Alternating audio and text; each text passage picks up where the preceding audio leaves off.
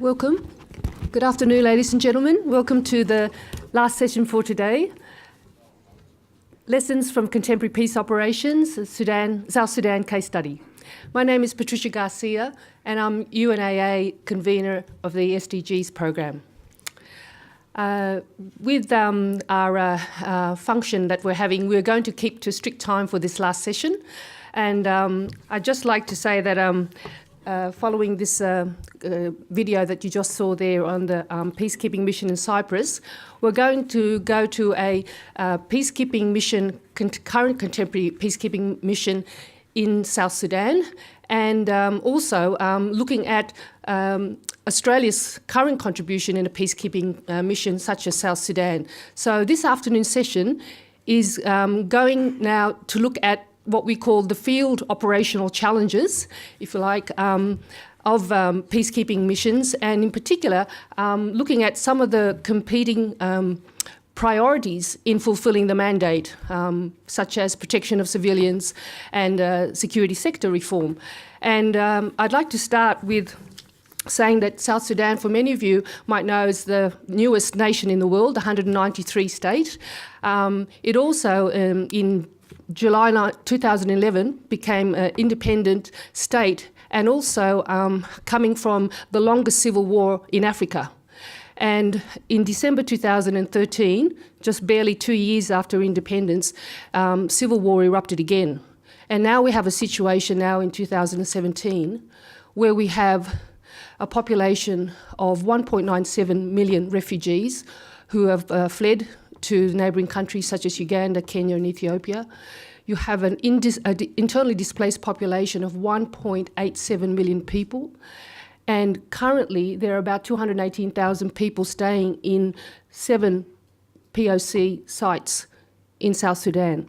So with this current scenario, it'll be very interesting to hear presentations and also the discussion that we'll hope we'll be able to generate from the case study of South Sudan. I'd like to start to introduce our first speaker, Kevin Chang. Kevin Chang is a specialist in international law, human rights and conflict prevention, with over 15 years of experience in the UN, the Australian government and academia. He has served the UN across peacekeeping, development and humanitarian mandates, supporting democratic transition from conflict to peace. He is currently Senior Political Affairs Officer and with the United Nations Mission in South Sudan, or UNMISS, advising the mission on legal and constitutional aspects of the peace process. Kevin has previously served as Chief Technical Advisor on security sector reform in the UN mission in Timor-Leste, UNMIT, and was peacebuilding and conflict transformation specialist with the United Nations Development Programme in Nepal, supporting implementation of Nepal's comprehensive peace agreement. Prior to Nepal, he was based at UNDP's Bureau for Crisis Prevention and Recovery in Geneva and served in Pakistan with the UNHCR. He is a graduate of UNDP's flagship leadership development program called LEAD. Kevin has also served as an Australian government officer in various capacities, as Senior Legal Officer at Attorney General's Department in Canberra, as conciliator at the Australian Human Rights Commission, and as a policy advisor at the Office of Indigenous Policy Coordination. He started his international career as a junior advisor on national reconciliation to the Fijian government. Kevin holds doctoral and master's degrees in law and conflict resolution from ANU, University of Sydney and Monash University. He is a lawyer of the Supreme Court of the ACT and a visiting scholar at the Department of Peace and Conflict Studies, University of Sydney. I'd like to welcome Kevin Chang.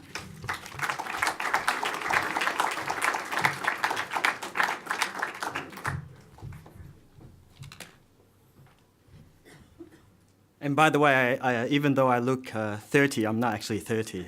I didn't start peacekeeping when I was 15. That's usually one of the misconceptions. Thank you very much, Patricia. Thank you, Mike and UNAA. It's a great privilege to be here. And having just done 6 months in South Sudan, I'm actually, just to clarify, I'm currently having a sort of contract break due to the vagaries of the UN system. So right at this moment, I'm not a UN staff member, and therefore I'm speaking in personal capacity hopefully that is conducive to a more rich discussion, but we'll see. So UNMISS, the reason I chose UNMISS personally, and I'm sure the reason why it is a topic of discussion today, is that it's one of the most challenging missions for the UN right now. And not only is it challenging, its challenges are sort of fairly unique with respect to the kind of peacekeeping missions that we're used to. So it's a mission born out of the independence and secession of South Sudan from a former parent state. Now, of course, we've previously had that experience with Kosovo and East Timor. However, unlike those situations in South Sudan, the UN does not have any executive authority. It's not a transitional administration. Now, since 2013, operating in the context of an ongoing civil war, as Patricia mentioned, there's been all sorts of other challenges that relate to the whole notions and the principles of peacekeeping and how it works in a ongoing conflict, even though that's not so novel anymore, the way peacekeeping trends are going. And the other sort of uniqueness is that throughout the whole time in the last sort of 3 or 4 years, this mission has operated without a genuine consent from the host government. And that has been extremely difficult. And there's been obstructions to the mission resulting I guess directly leading in several cases to the changes in the mission's civilian and military leadership. And the other very unique aspect of the peacekeeping mission in South Sudan is that it is the only mission where it has been host to an ongoing and semi-permanent protection civilian site within UN ground, and doing so on a continuing basis. And that presents particular challenges that I'll talk about as well. So in terms of the mandate of UNMISS, just quickly going through. So in the beginning, at July 2011, after supporting the implementation of the North-South Comprehensive Peace Agreement and the referendum that led to the independence, UNMISS was established in July 2011 with the initial mandate to really consolidate peace and security and to establish foundations for development. So the mandate very much resembles a post-conflict state-building sort of paradigm. The approach was focused on building the institutions of a new state. Now, there's been an evolution of the mandate based on necessity and the changing context, of course. The violence that broke out in December 2013 between SPLM and SPLM in opposition forces descended the country into a nationwide political, humanitarian, and security crisis from which South Sudan has yet to recover. The relationship deteriorated rapidly as well in that process between the UN and the government of South Sudan. There have been allegations of the mission siding with the opposition forces, misconceptions, and public statements of a high degree of hostility from senior members of government. This has hampered the mission's ability to freely move around the country. There's been regular violations of the SOFA, the agreement between the host country and the peacekeeping mission. And as we all know, it doesn't matter what countries sign up for, any operational move is still subject to the permission from the government or the governor of the state or just people who happen to be minding that road at that time, and there's been a lot of obstacles operationally. Admittedly, many of the shortcomings of the mission has also been well documented. Now, this has sort of centered around the inadequate or lack of response to protect civilians. There's been several incidences. For example, the UN response to the attacks on the UN mission compounds in Bor and Bentiu in April 2014, in Malakal in 2016, in Bentiu again in 2016, and the famous incident in July 2016 in Juba. Of course, you may have heard about the Terang hotel massacre, which is 1 kilometer from the UN base in UN House.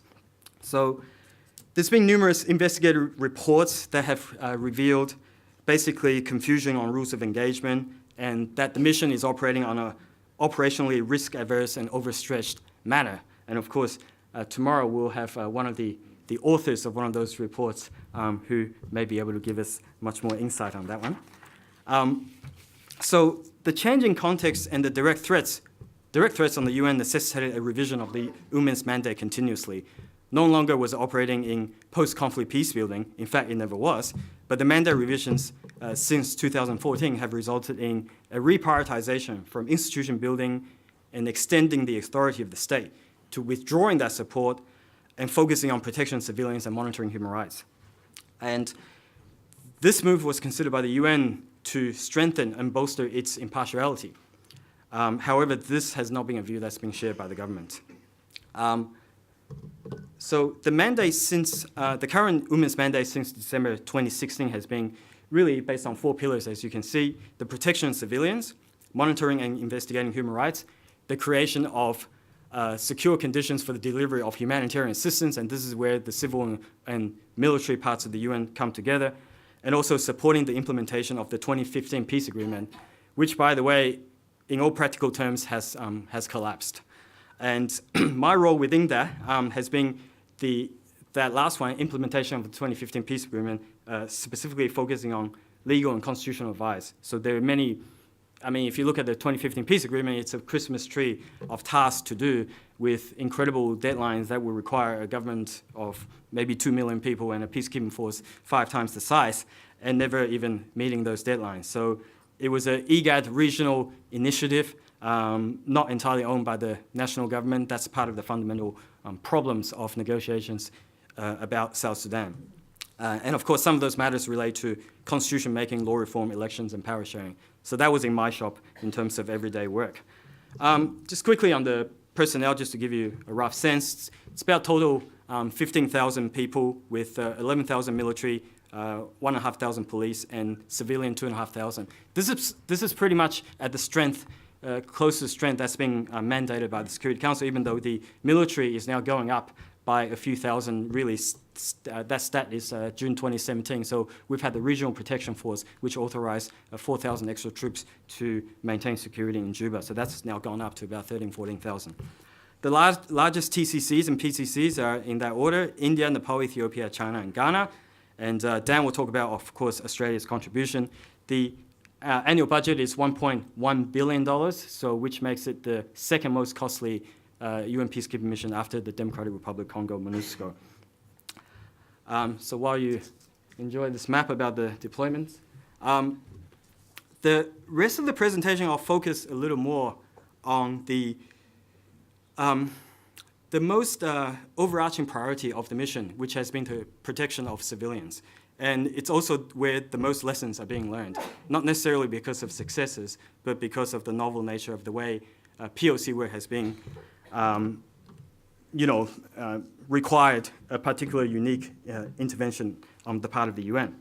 So basically, for those not familiar with the POC sort of doctrine that's been developed in the last 15 years, the development of the POC doctrine has led to really sort of 3 main tiers in terms of the kind of complementary support that the UN must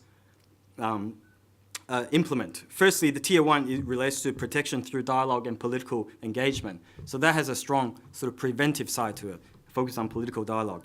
The second tier relates to provision of physical protection. So that's the classic troop movements and monitoring and patrols. And number 3 relates to establishment of a protective environment, for example, respect for human rights, accountability mechanisms, and so on. So those 3 pillars are basically the bedrock of the UN POC doctrine. Now, the UNMISS POC mandate is pretty much based on and reflects these 3 tiers. But in practice, which you won't see on paper, the UNMISS focus really has been on the second pillar, which is about protecting civilians from physical violence. Now, there's been a lot of challenges in ensuring that, of course, in terms of protecting civilians, the government has the primary responsibility for that. It's been very difficult to ensure that because basically it relates to the ethnic dimension of the conflict, where the government forces are dominated by Dinkas, and most of the people affected by the conflict are the non-Dinkas, including the Nuer and the other ethnic groups. So the sort of strong ethnic dimension is also reflected in those seeking shelter in the UN compounds, of course. And this further fuels claims of anti-government bias on the part of the UN, because the UN is sheltering those who are, of course, expressly under threat from the government and oppositional to the government. So just so that you get a sense of the grand scale of these POC sites. So when we're talking about POC sites, we're talking about sites within UN compound, within UN territory where the UN has control, even though national laws still apply. The UN doesn't bring its own criminal laws to these countries. but where UN has forced protection on these sites. So our experience from, sort of Srebrenica, Rwanda from the 90s really developed a doctrine where as a measure of last resort in extreme situations, the UN missions must be prepared to open their gates to protect civilians. Now, of course, this actually happened for a few weeks in Timor as well, around 2006, 2007. Now, when it comes to South Sudan, there was an initial mass influx in December 2013, of course. The numbers sort of gradually increased in the years since, and we're now up to about 220,000. It's gone up from about mid-100,000 last year, so it's really still going up, even though the last few months it's come down. But really, we're talking about 8 sites, 200,000 civilians around the country. There's no doubt that the POC sites have saved thousands of lives. There's absolutely no doubt about it, and we only have to imagine the counterfactual. If the POC sites were not there, we are sure many lives would have been lost. And they have come to really symbolize the UN peacekeeping mission in South Sudan. However, I'm here to sort of frankly talk about some of the challenges, because I think that's where we draw our lessons. Some of the key challenges of the mission, as I see it personally, in relation to the POC approach, and specifically POC sites, has been, firstly, whether the UN, we do have capacity to provide genuine protection. Now, the assumption is that hosting them within UN compounds, we provide them with protection they otherwise would not receive elsewhere. The attacks made on the UN compounds in the last few years have been directly the result of deliberately targeting the POC population, the IDPs, who are mainly anti-government. Now, this has been, of course, an issue for the safety of the IDPs themselves, but also it's a significant security issue for the UN, because the UN is co-hosting the POC site adjacent to the UN compound itself, where staff reside and work. So that's been a threat to the UN as well in terms of physical security. Also, the size of the POC camps, as you can see in Ben 2, this is Ben 2 POC site number 2, it's really impossible to have secure boundaries. The boundaries are extremely porous. It's impossible to totally fence them off. People coming in and out of the POC sites regularly. And of course, their movement, if they feel it's safe, the UN doesn't restrict their movement. So that's another sort of physical security issue. And the other issue is that when you have these camps of, the one in Benchu is up to about 120,000 people in these sites. There's quite a bit of criminality within the POC sites as well. So either petty crimes where, boys fighting over girlfriends, or possession of weapons, or actually very egregious criminal acts such as rape and murder. All these things have happened. And the UN has had a difficult time addressing these issues because the UN holds executive authority ostensibly, not to the exclusion of the South Sudanese authorities, but on a day-to-day basis, on a practical basis. Nevertheless, the UN, it puts the UN in a very difficult position where you're there to protect these people. However, when they commit crimes, they become threats to each other. And the UN has had to put them in holding cells and basically place them under detention without a real criminal prosecution mandate, basically. The UN doesn't bring its own criminal laws. Of course, it's still subject to the criminal laws of South Sudan. That's been a big issue. So basically, UN holding people in cells. So issues of arbitrary detention and due process and all that come to mind. The other thing, of course, as I mentioned, is the risk of breaching impartiality. That's a challenge for the UN. Those seeking protection are those ones who are attacked by the government expressly. So there's no doubt whose side they are on politically.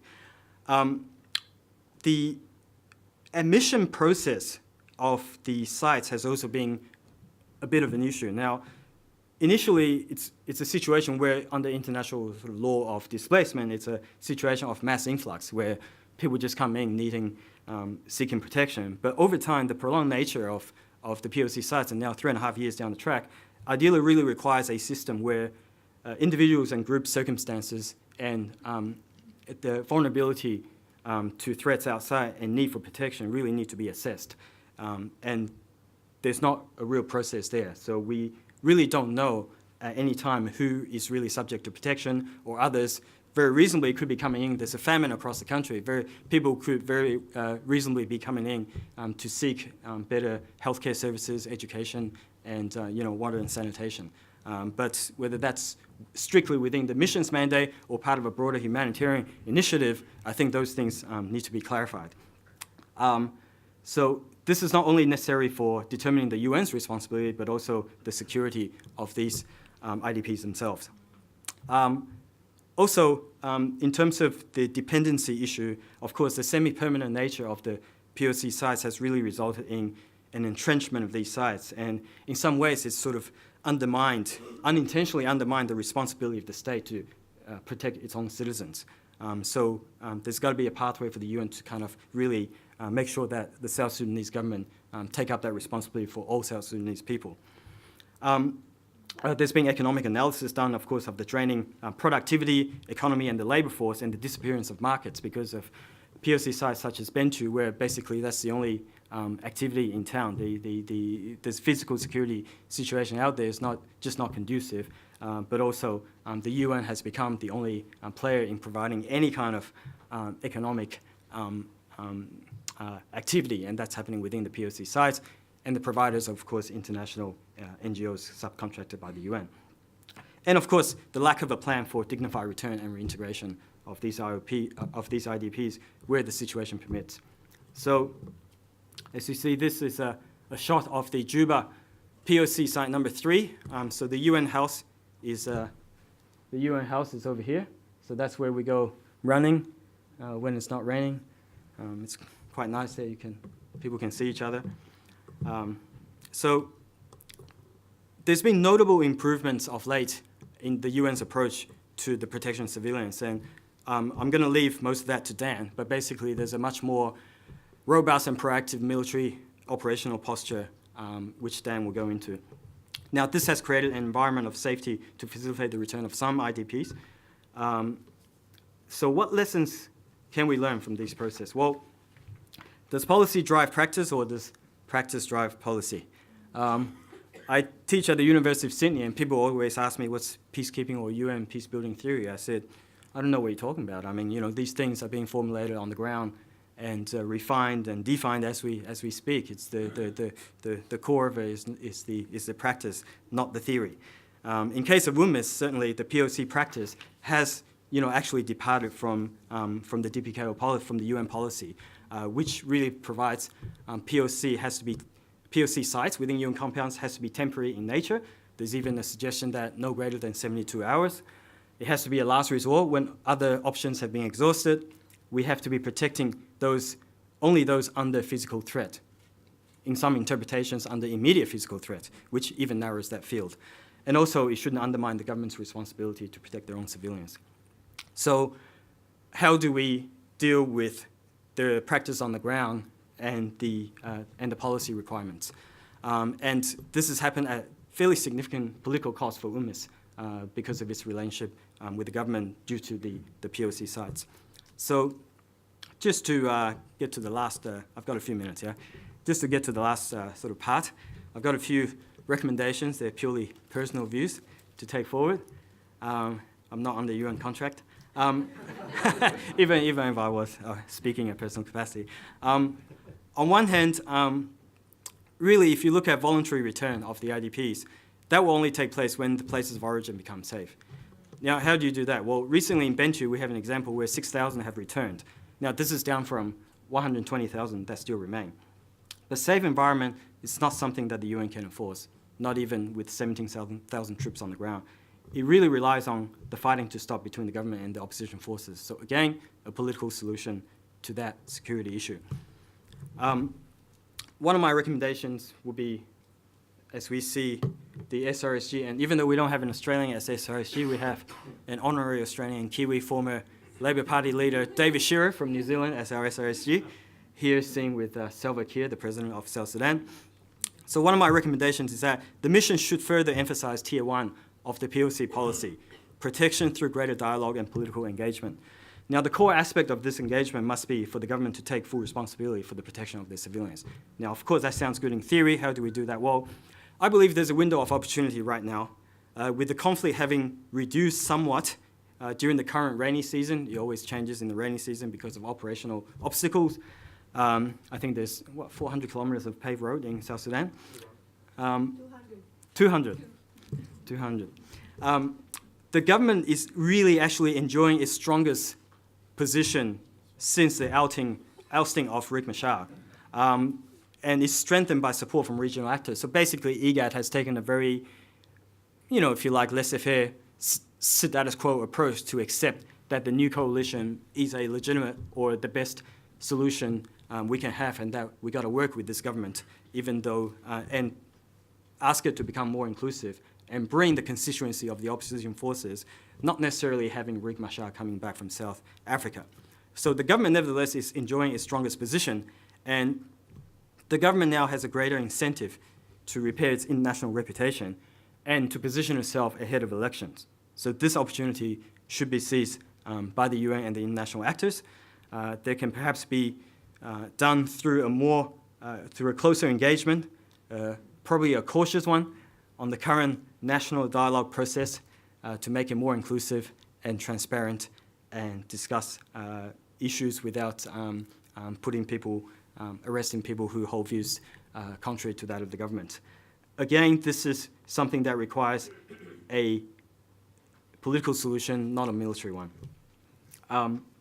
The other recommendation I'll make is that we need to bring the operation of POC sites a little bit closer to the alignment to the UN policy, or we may decide to change the UN policy. As I mentioned, individual group assessments should be done to ensure that we know who are the most vulnerable people who should remain under UN force protection, but those who should be encouraged to resume their normal lives and given the opportunity to do so, and those that shouldn't have been there in the first place. We should have better admission eligibility assessment criteria so that we are clear about our responsibilities as well. There should be also enhanced method for dispute resolution of lower level crimes, petty crimes within the POC sites. UNPOL, it's my opinion, UNPOL shouldn't be rounding up people for petty theft and locking them up in holding cells and not reviewing them regularly. They should be reviewed regularly, of course, under any kind of rule of law concept, but also low-level petty crimes, there should be a community mechanism because the POC sites are basically community-run in terms of day-to-day security. There should be community dispute resolution mechanisms.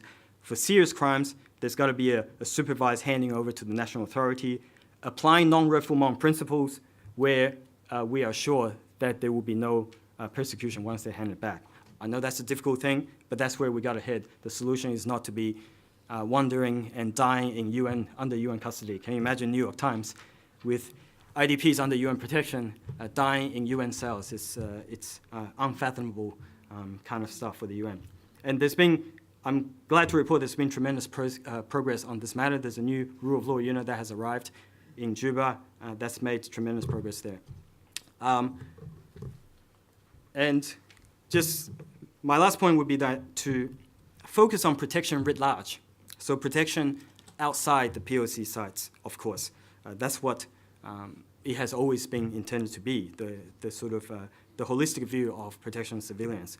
And to facilitate return and reintegration for people to either return or to move outside UN compounds if there's equally good services and security situation, if they can be provided elsewhere. This reduces the risk of the UN for these people to be moving on. There's no reason why the UN cannot also provide force protection and police monitoring in cooperation with the government outside the UN compound. The UN has a protection civilian role across the whole country, not just inside the UN compound. We should try to find ways to exercise that, and maybe this may be a pathway for people to move back if circumstances allow. For example, Juba has been calm really for the last 13, 14 months, and to generate confidence in cases like Bentu where it's already happening. So many lessons can be learned from the UNMISS experience, not necessarily because it has been a model mission, but because it's had a lot of challenges. And as Oscar Wilde says, experience is simply the name we give to our mistakes. My time is up. I've focused more on the POC aspects, I know, but in question time, I'll be happy to take questions more on other aspects which I actually work on more closely, such as political engagement, human rights, and transitional justice and other aspects. But thank you very much. It's a pleasure to be here.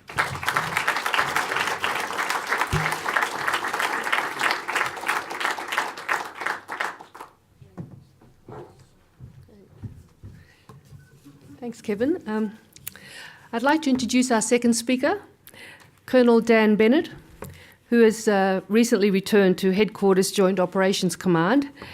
Colonel Bennett has relevant experience with peacekeeping and humanitarian activities, including service in the PNG drought relief operations in 1997-98, in Timor-Leste with Interfet in 1999-2000, as an unarmed military observer in Israel and Syria in 2007, and now in South Sudan.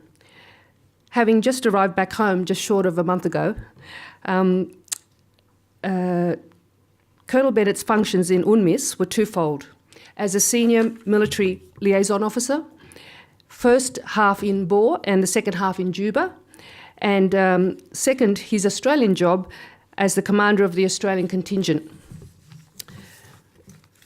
Dan will give a brief overview of South Sudan and the United Nations mission in South Sudan, UNMISS, the situation, peculiarities and the problems, as well as the Australian military contribution to the mission, what they do, the recent changes and how it's different.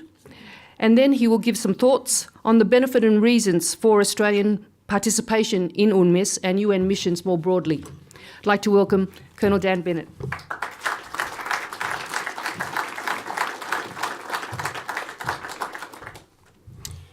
Thank you, Patricia. Ladies and gentlemen, thank you for this great opportunity so close to coming home, where I can share some of my thoughts when they're very, very fresh in my mind. What I was going to say was that my take on this experience is that UNMISS is very different to other UN experiences. My take on the history and some of my discussions with other people out over the coffee breaks is that, in fact, a lot of the situations and a lot of the problems that we have are very, very similar to what's happened throughout the history of peacekeeping and that other nations have experienced. And maybe it's just that the ADF has been very, very engaged for a decade and a half in the global war on terror, and we've lost a little bit of our experience operating in this UN environment. I would also like to apologise if I speak very slowly. I was the only native English speaker in my team in both Bor and in Juba, but it appears that I was the most difficult to understand. And I think aside from Australia, New Zealand is the only accent that they struggle any more with. So my children think I've come home a little bit simple, but I've certainly just slowed down to try and aid understanding. So I'll avoid as much as possible duplicating some of the background and the mandate and what have you that Kevin did. I did make sure that I don't have any of the same photographs. But I do want to give a little bit of a background to understand some of the context. So, as was alluded to, UNMISS with two S's was preceded by UNMISS with one S when it was the UN mission in Sudan. And the establishment of UNMISS, as we know it now, coincided with the birth of the new nation of South Sudan. And in my view, their existence of both are inextricably linked. And as far as I'm concerned, the government of South Sudan and UNMISS have what I call an opposing connectedness. So one has never existed without the other, and basically I don't really know what either side would do if the other did not exist. But it also forms a key element of what is the immense complexity that characterises UNMISS and South Sudan. South Sudan's history, its tribal, its cultural traditions, and the conflicts themselves also add a political and military situation, which is also very complex and in my view, not very well understood by Australians. The July crisis in 2016, which Kevin alluded to, identified a number of global criticisms and shortfalls of UNMISS as far as its reaction to it, but also in its ability to meet the obligations of its mandate. And the fallout of this, which included the removal of the force commander and ultimately the retirement of the SRSG, the withdrawal of the entire Kenyan contingent, which was quite significant, saw UNMISS stationary and pretty much set the context that everything was considered against when I arrived in the mission in November last year.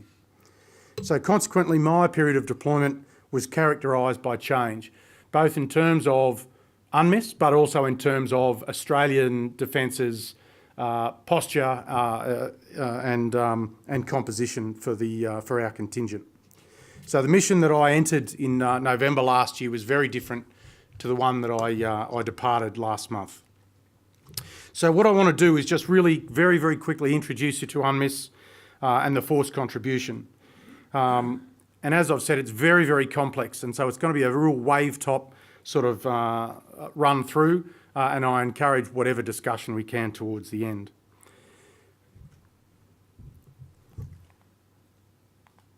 So there we are. That's South Sudan, a landlocked country in northeastern Africa, which gained its independence in 2011. More than 12 million people, upwards of 3 million of which are internally displaced or refugees.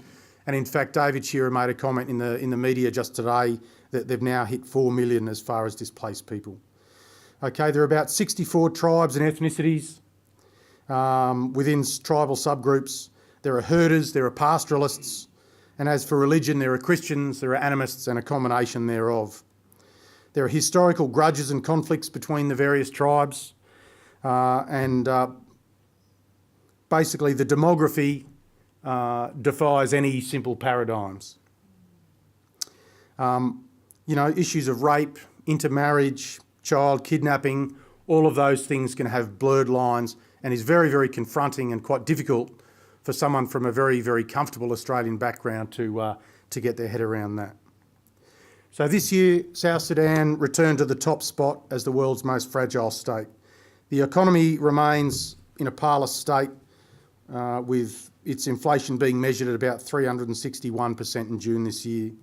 The currency devalued more than about 50% just during my time there, which was a little over than 9 months. And as you can see, you know, development is appalling. So those roads you see there are main roads between Bor and Juba, two of the largest towns. And there, the other parts are UN accommodation in some of the outstations. So whilst the country might provide obstacles to humanitarian support, so does the climate and the development. So the basis of the civil war is traditionally a political contest between the President Salva Kiir and the leader of the opposition, Riek Machar. And while the IO fractured in the wake of 2016's July crisis, the basis of the power play remains the same. So the tribal conflicts are economically driven.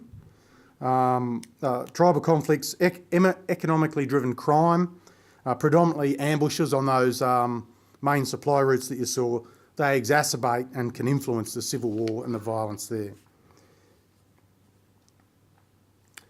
The other thing is the key leadership across the country have virtually all played key roles in fighting of the wars of independence and the civil war. And if you think about it, the skills and experiences that really good quality bushfighters bring are very different to the skills and experiences that you want somebody to build a new nation state and all of that, what that entails. Okay, so I talked about complexity. Now, particularly for a military person who's done no work previously inside a humanitarian space, I want to just give you a bit of a graphic which I gave to the Australian headquarters in the Middle East. So that's UNMISS, and it needs to obviously deal directly with the government, with the African Union, IGAD and its monitoring mechanism, CTSAM. On top of that, you've got all of the other aspects, the blue aspects of the UN, okay, and you've seen a lot of those there. OCHA, UNICEF, UNDP, all of these things that have specific interest, and UNMISS has to deal with that, and Force in particular as well. And then on top of that, you've got all the NGOs. And that's not all the NGOs. There's international NGOs and there's local NGOs. Okay, and as Kevin mentioned to me just before we left, before I left South Sudan, this complexity is before you take into considerations the needs and motivations of all of this group. So for a young Army captain or major who's in their first UN gig or their first deployment at all, trying to understand where you fit in the scheme of things is difficult enough before you start trying to understand what everyone else wants in that as well. So that's just my way of trying to understand the complexity. So if we talk about the history and in particular the interconnectedness. So obviously the nation's built and UNMISS starts to exist. We then have the Civil War, which Kevin talked about, and we transition a bit from capacity building to protecting of civilians, so the focus changes. We then get our peace agreement, which is managed and run through IGAD, and a new resolution which increases our troops, at least on paper. And then that rolls into the Government of National Unity, which involves bringing the opposition forces into Juba. So interestingly enough, Riek Machar doesn't want to enter Juba without an army. So what we now have is, in the one town or the one city, two armies. And from a military perspective, it doesn't take too much of a imagination to say we go from that to that reasonably quickly. Okay, and then the July crisis is what I spoke about before, which really set the context for me and my deployment.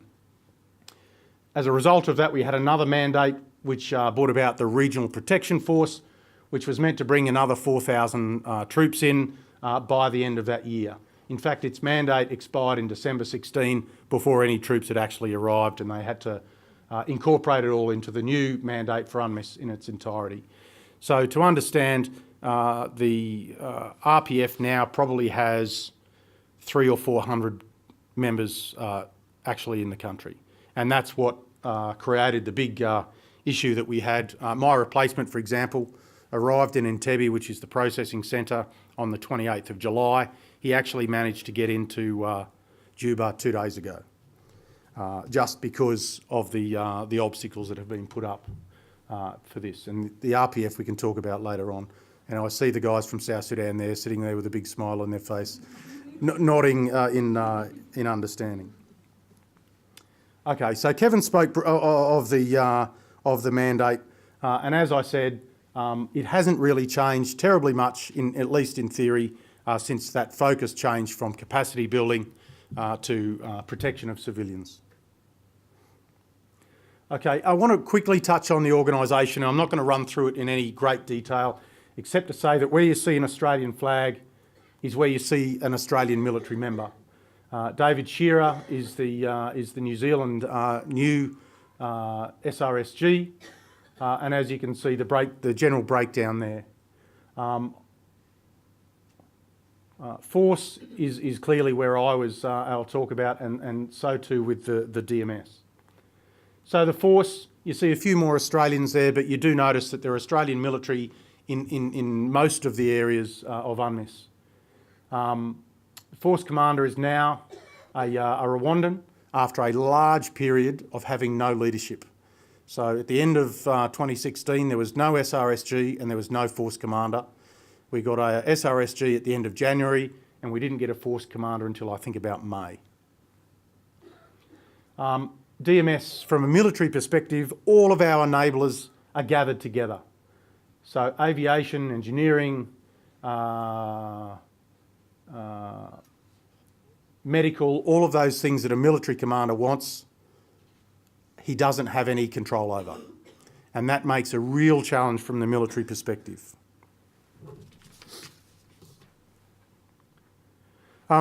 It's important to note that I had the opportunity to speak with David Shearer before I left. I knew I was speaking after Kevin, so I thought it was important that I looked really informed and insightful. But what David said was that UNMISS is a political mission with, albeit a large, military enabler.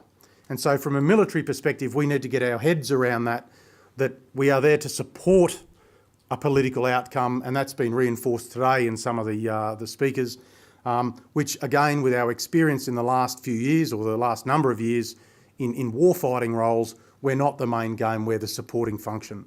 And it's not just an Australian perspective, many of the other nations in the force need to get their head around that as well. But David has also done a really good thing in providing some really clear guidance. He has come out, made a little video that said to everyone in the mission, is what you're doing protecting civilians or is it contributing to the building of a sustainable peace? And if it's not doing that, why are you doing it? The other thing he's said is he wants force to be responsive, it wants it to be robust, and he wants it to be agile. And there's been a couple of really good examples of that in the last couple of months that have shown that force is coming that way. But it's hard to do that without any access to enablers. Okay, so very briefly, what are the Australians doing? Essentially, at the moment, they're filling staff positions, with the exception of my role, which was a senior military liaison officer, where I moved and I did a lot of interaction with the SPLA and the government and trying to negotiate access along those roads that are very, very poorly done. So, and there's that's what it looked like when I first arrived. We were in Bor in Juba. There was 25 of us. We had a national support element of 3 people, and the Japanese Self-Defence Force, their engineers. We had a liaison team with them. By the time I left, everyone was located in Juba, although 2 sites, but inside Juba, all in UN accommodation, not the Aussie house that we had. We have no NSC. The Japanese have pulled out, but we are now inside the RPF. We're still unarmed, but all of our weapons are now reliant on another country. The relocation to Juba, the centralisation, wasn't universally well accepted. What it also did was highlight the the SRSG did make a point that it appears we're developing a 2-tier mission. Western nations sitting in Juba, Asian and African nations sitting out in the remote areas. And that created an issue for us. We need to understand the politics of our decisions as well. Okay, so that's... There are a range of reasons we should be in Africa, and I'm running short of time, but there's the political and the national interests that have been, rules-based global order has appeared in a bunch of white papers recently, but there's the professional and the humanitarian. We're getting exposure to a bunch of additional nations, China, Korea, Vietnam, Pakistan, India. We're all in Africa, but we're getting exposure with countries that we could have a good deal of interest in working with in the very near future. From a humanitarian perspective, we can make a difference. Gender is a very, very big part. Australian Defence Force is very keen on getting on the gender initiative. In my view, the UN and Africa, that's where gender's at, if you want to get serious about operationalising it in a military context. Okay, 8 out of 10 UN peacekeepers in the world are in Africa.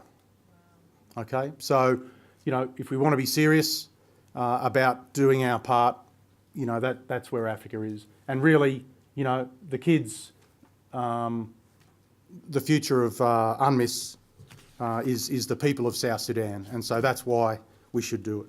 And then on a personal level, I relay the story that was given to us by a young Rwandan soldier just the other day. He was a young child when the Australians were in Rwanda. An Australian soldier changed his life by sharing a biscuit and giving him an Australian flag off his uniform. And consequently, that guy is now living in Australia as an Australian soldier. We don't even know the impact we're having on a lot of the people in these countries. So from a personal perspective, it's very, very satisfying, and we are doing something, even if the bigger picture at times doesn't seem the case.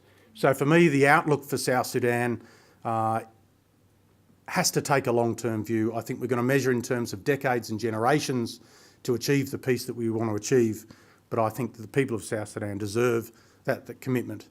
And it's a very difficult thing to balance when you look at national interest versus just generally that humanitarian welfare of the people. And that's all I have. Thank you very much.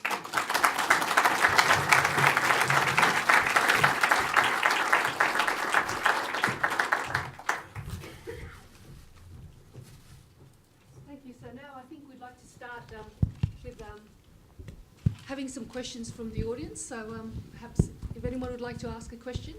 Yes. Could you please just... Nola Hennessy, Serenidad Consulting. A simple question, but obviously a complex answer. What really is the most important root cause of the peace agreement breaking down?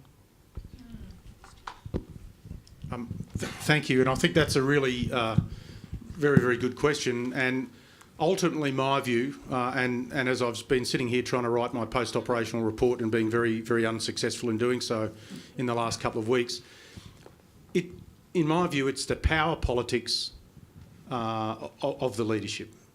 So, as I alluded to before, the leaders are all fighters, but their interests are personal, tribal, and the concentric circles get out to the country ultimately in the end, but it's not the central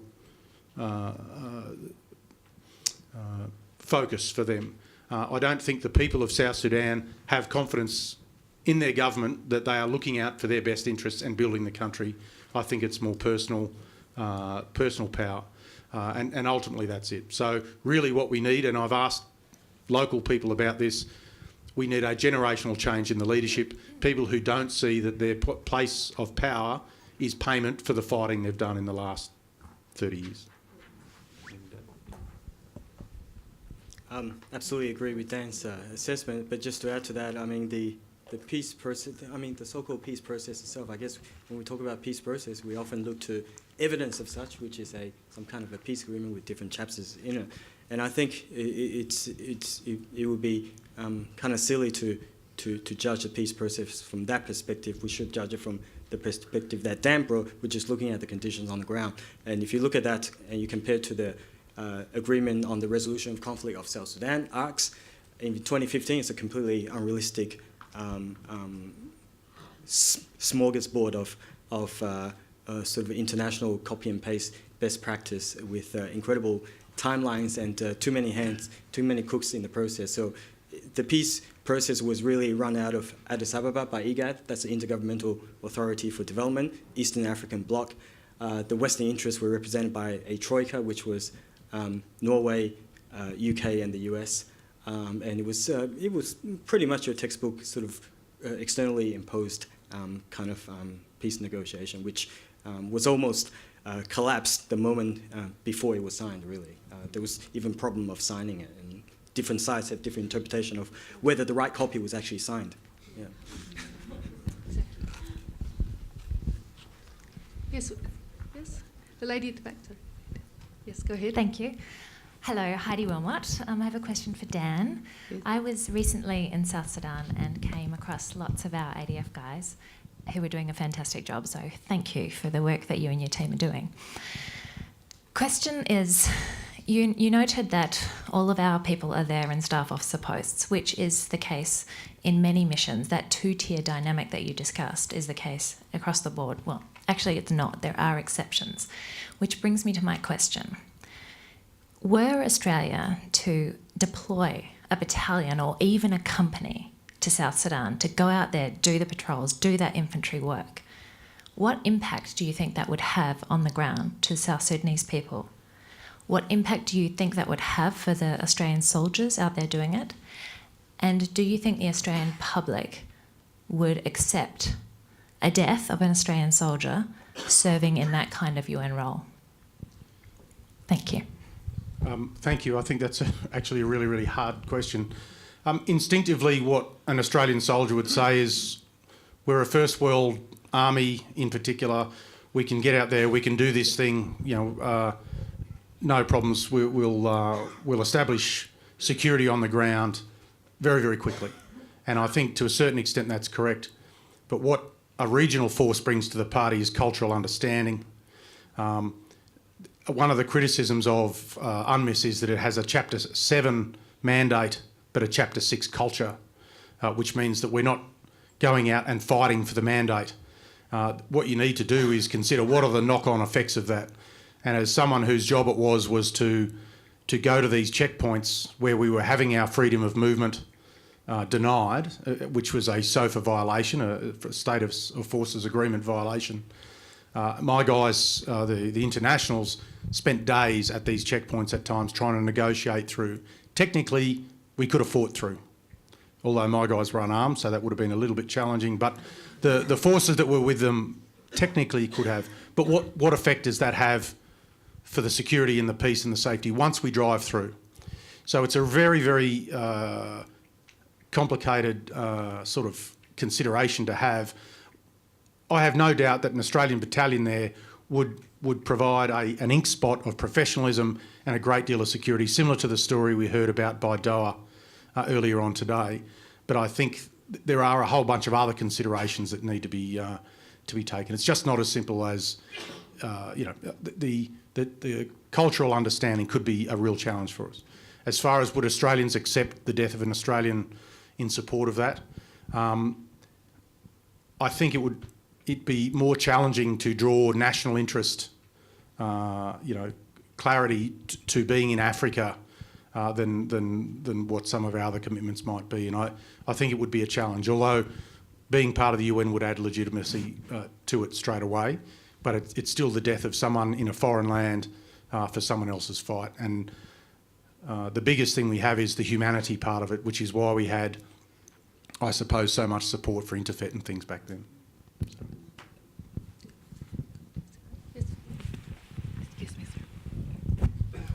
Thank you very much, Dan, and thank you, Kevin, as well, for the work that you do. My question is on the coexistence between the responsibility to protect, which Kevin, but also Dan's work would be around pretty much implementing the UN Security Council mandate, protection of civilians, but also the second one, which I'm going to ask the question around, the monitoring and investigation of human rights violations. The coexistence of R2P as a norm, but also with the other one, which resides in The Hague, the ICC, the Rome Statute. When you have state actors or non-state actors committing not only sort of petty crime violations, but gross human rights violations, war atrocities, war crimes, and so on and so forth. Now, to make the work of Dan and other police officers sort of easier, I wonder how, Kevin, would you sort of advise, New York to sort of reach out to The Hague to sort of make, the responsibility to punish or the responsibility to protect to go hand in hand with the responsibility to protect, which is easy to work on, but it's also not easy because when those reports are sent to New York, what do we do? What goes to New York? Is it fully, what is happening? And this question, of course, Ian Martin as well will answer it, and Leanne as well from the best practices peacekeeping. Thank you. Yeah, there's another really hard question. From a military perspective, the difficulty is understanding where the military's role. I mean, ultimately, everyone is UN, so if there are if there are crimes against humanity and what have you, we need to protect. From a military perspective, and I'll leave the talk about advising New York to Kevin, but I think, and this potentially where Australia might be able to do some good, is the quality of the training that we can give those battalions. I don't think that Australia would sign up to sending a battalion there, but there was one man in particular, one of the Australian soldiers who was there, who took it on himself because he knew something about it, to develop a rules of engagement training package where he went around and trained each battalion, be it British, be it Rwandan, be it Mongolian, and all of the others, on rules of engagement, what you can do, what you can't do, how, and did some really good practical training. So consequently, in the start of this year, where there were zero recorded incidents of UNMISS shooting through to May this year, there were 4 to 5 a month. Now, you might say, why is an increase in shooting incidents a good thing? And the reason is because the soldiers were empowered and understood to actually go and enforce the mandate that they already had. So I think rather than necessarily changing the system, changing the mandate, empower the people who are there to employed to do the job to be able to do it and understand it. And some of these guys lack the education that that Australians would have, and they certainly don't have the English skills. And so a single person doing this made an enormous impact over a period of 9 months, which was commented on by the SRSG when this guy left. So from a military perspective, I think that's probably how we can make the best impact in that area. Make sure that people know what they have to do and how they can do it. So experienced people doing some good quality training, empowering. Amy, you're asking me to put my lecture, public international law lecture cap on. On the R2P, I haven't actually thought about R2P in terms of its concept when you're on the ground. I mean, you're talking about, we have very clear mandates. We have ways we carry out that mandates, mainly around protection of civilians. I mean, my understanding of R2P is really a responsibility of member states to take certain actions, and it doesn't add an additional, if you like, legal responsibility or open up a new channel that's already available to member states and to the UN. So practically speaking, I have a little, I need some quantum leap to kind of think about that. It's not really discussed around coordination meetings. But on the human rights aspect, okay,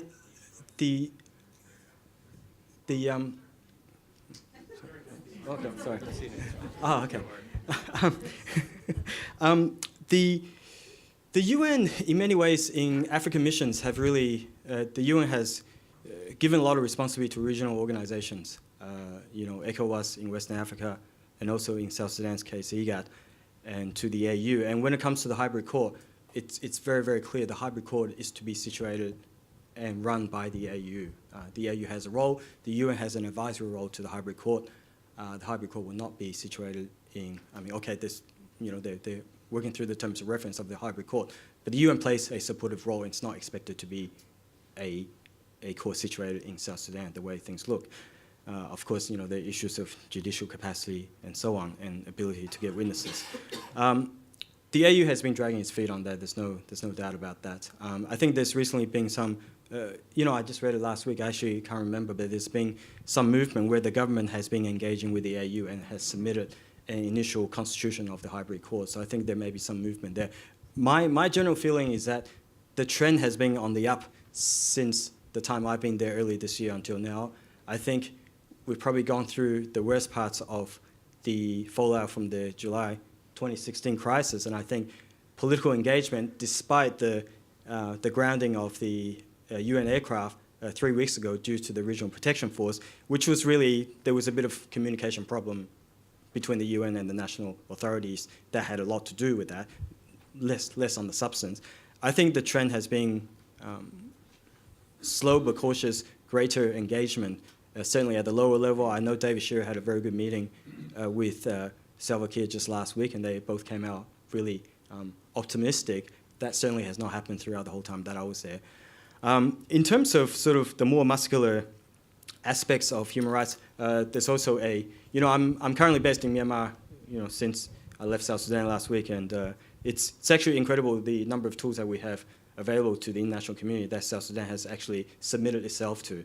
The hybrid court, a big mission like that, a regional protection force of 4,000 extra people in Juba. I mean, these are things you can't fathom in a place like Myanmar, which is totally the opposite. And there's a commission of inquiry mandated by the Human Rights Council that's actually looking into gathering evidence for war crimes, either to be fed into the hybrid court or national mechanisms. And also just on national mechanisms, while the hybrid court is not yet in existence, which is expected to be based in Addis, the rule of law unit of UNMISS has already developed mechanisms where lower level crimes related to the conflict, so maybe not amounting to an international war crime, but lower level crimes where there's possible to be tried, where there's capacity, can be tried. For example, child soldiers and some of these other things that are not really political and sort of can be your starting point to build some confidence into a national judicial mechanism that is complementary to the international mechanism. Thank you. We actually have to, I'm afraid, finish with the questions because of the next event, which many of us have to be ready for. And I'd just like to say very much to thank Kevin and Colonel Dan Bennett for a wonderful, very insightful and I think very stimulating and instructive presentation.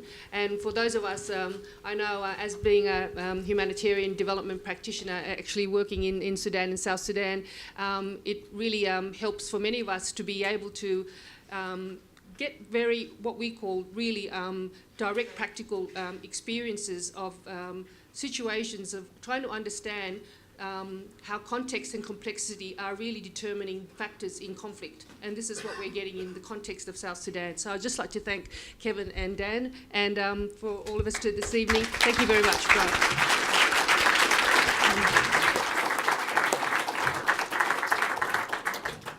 And thank you, Patricia Garcia, as well. She's had over 20 years in the field in international development in developing countries in very difficult situations, so is also very experienced on the topics at hand. That concludes the main plenary of today's first day of the National Conference of the United Nations Association of Australia 2017. We will resume tomorrow morning, doors open at 8:30 and curtains up at 9 a.m. I look forward to seeing you all then. For those of you who are invited along to this evening's event at Government House, if you could make your way, if those who wish to make their way on the bus, make your way up around to Poppy's Cafe on the other side of the building here. It will be departing at 5 o'clock sharp. Please try to be there 10 minutes beforehand. Thank you and good evening.